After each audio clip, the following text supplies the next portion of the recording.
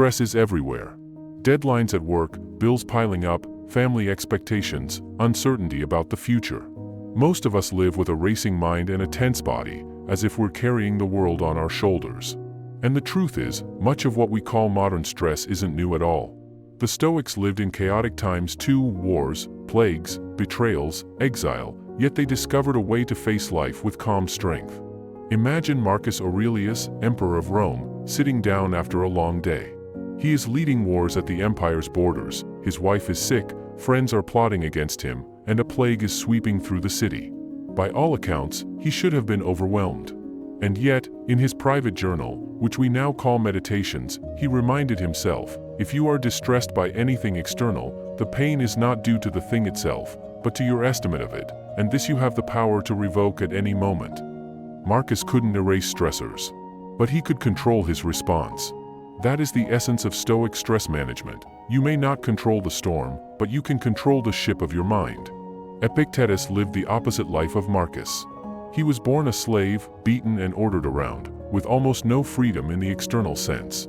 Yet he, too, spoke about stress, not as something caused by masters or fate, but by how the mind reacts. He said, "When we are hindered, disturbed, or distressed, let us never blame others, but ourselves, that is, our opinions." For Epictetus, the true chains were mental. Break those, and stress loses its grip. Seneca also wrestled with stress. As an advisor to the Emperor Nero, he lived under constant threat of betrayal, rumors, and sudden death. In his letters, he reminds a friend, "We suffer more often in imagination than in reality." In other words, most of our stress comes not from events, but from the stories we tell ourselves about those events. What unites Marcus, Epictetus, and Seneca across their different lives is the same principle: stress doesn't come from the world, it comes from our judgment of the world. And that judgment can be changed. So how do we use this wisdom in daily life? First, separate what is in your control from what is not. When stress hits, pause and ask, what belongs to me here, and what belongs to fate? A Stoic focuses only on the first and releases the second. If your boss criticizes you unfairly, you can't control their words. You can control your response, your effort, and your attitude. Second, reframe pressure as training. Instead of saying, "This is unbearable," say, "This is practice." The Stoic sees every trial as preparation for virtue. Traffic becomes practice in patience. A difficult client becomes practice in self-control. A financial setback becomes practice in resilience. Third, return to the present. Anxiety often comes from replaying the past or fearing the future. Marcus Aurelius reminded himself, confine yourself to the present. Right now, in this moment, what can you do? Stress shrinks when you stop carrying the weight of yesterday and tomorrow at once. Fourth, practice voluntary discomfort. The Stoics would sometimes fast, sleep on the ground, or expose themselves to cold. Why? To remind themselves that hardship is survivable. Seneca wrote, "Set aside a certain number of days, during which you shall be content with the scantiest and cheapest fare, with coarse and rough dress, saying to yourself, 'Is this the condition I feared?'" When you train yourself with small hardships, real stress no longer feels impossible. Fifth, write it down. Marcus Aurelius poured his worries into Meditations. Journaling gives the mind a place to release its noise. What feels chaotic in your head often becomes manageable on paper.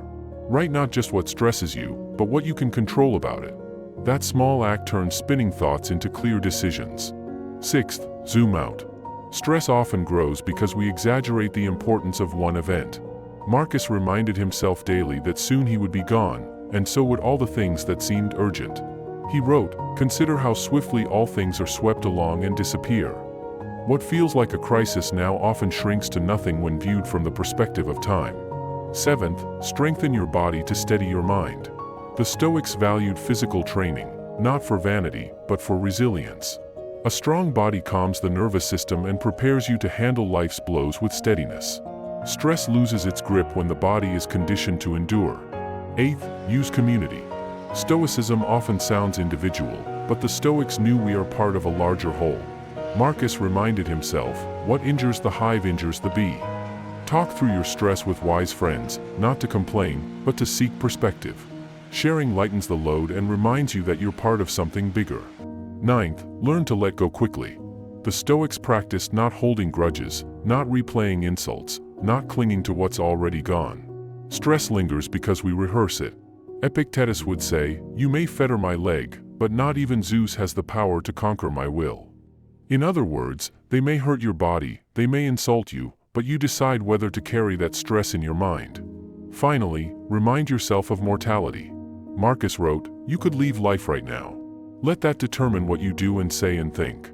Seen through this lens, most of what stresses us loses its power. If life is short, then why waste it in constant tension? Use the time to live well instead. Think about how this shifts your relationship to stress. Instead of being crushed by it, you begin to use it. Stress becomes a signal, pointing out where your judgments are shaky, where your patience is weak, where your courage needs strengthening. In this way, even stress becomes part of your training. The Stoics never promised a stress-free life. They lived in times far harsher than ours. But they showed us how to become stress-proof, not by controlling the world, but by controlling the mind. Stress will always arrive, but you don't have to hand it your peace. So the next time life presses down, pause and ask, is this stress from the event, or from my judgment of the event? That simple question can unlock calm you didn't know you had.